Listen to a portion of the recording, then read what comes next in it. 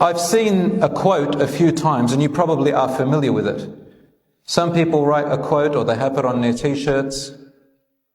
It says, Deen over Dunya. A lot of young people love that quote. It's a very nice quote, and of course Deen is over Dunya. Allah's pleasure is over the pleasure of this world. But I want to be careful that you don't misunderstand that, and it leads you into an extreme which becomes neither Deen nor Dunya. What does Deen over Dunya mean? I would rather say this, and this is more correct to the Quran and Sunnah. Make your dunya part of your deen. Make your dunya part of your deen. Turn work into worship. Who said that deen, religion, has got nothing to do with dunya? And how is that deen becomes over dunya, except in one way?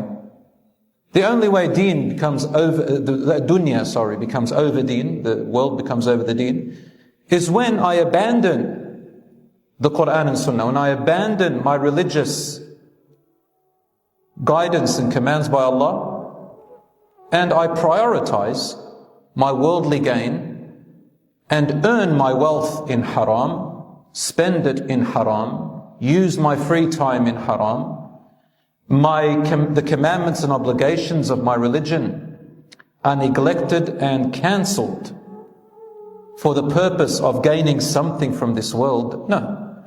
Or I turn my actions into showing off. My prayers become showing off, my Quran becomes showing off, my work becomes showing off. All of that becomes putting the world over my deen. But brothers and sisters, it's very simple. Deen means way of life.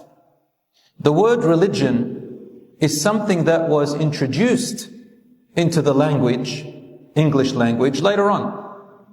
In Islam, there's no such thing really as religion, if you want to get technical. We just say religion for the sake of it, because you have to explain it. But deen means way of life.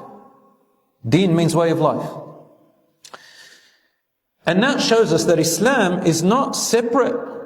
Our deen, our way of life, is not separate from our normal life. That is why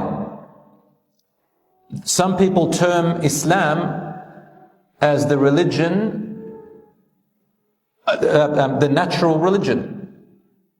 In the Sharia, we call it Deenul Fitra, the way of life of our natural human way. A lot of people don't know this. Especially people who don't understand Islam, they compare it to all the other religions of the world. Whereas Islam is so different to all the other religions of the world when it comes to how we practice it in our life. Our deen is not separate from our life. Look at the Quran, for example. Everything in the Quran that is mentioned is about all the aspects of our life. Am I right or wrong? In the Quran, you find that, subhanAllah, I even wrote them down because it's so good. The Quran talks about every day-to-day aspects of life.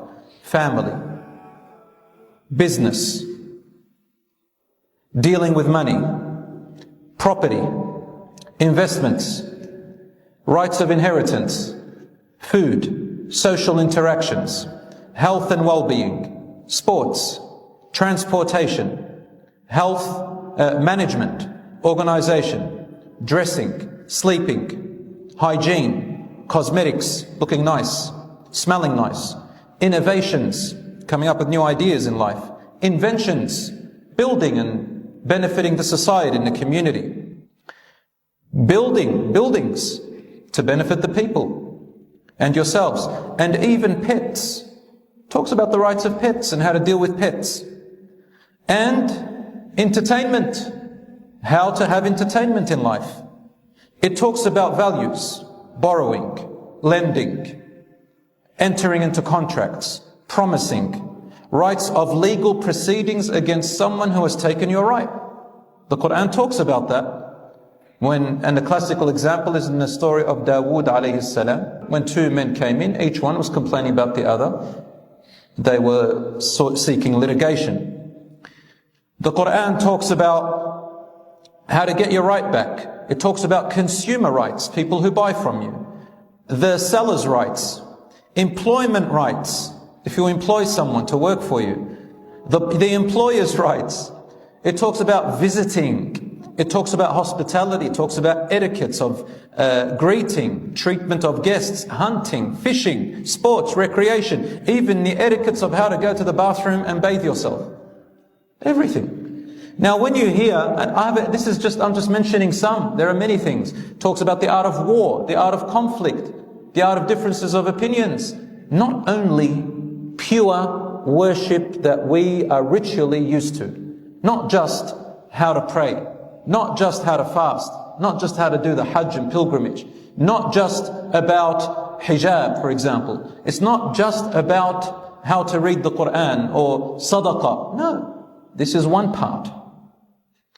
But if when you recite the Quran, almost every page has something to do with an aspect of our normal day-to-day life.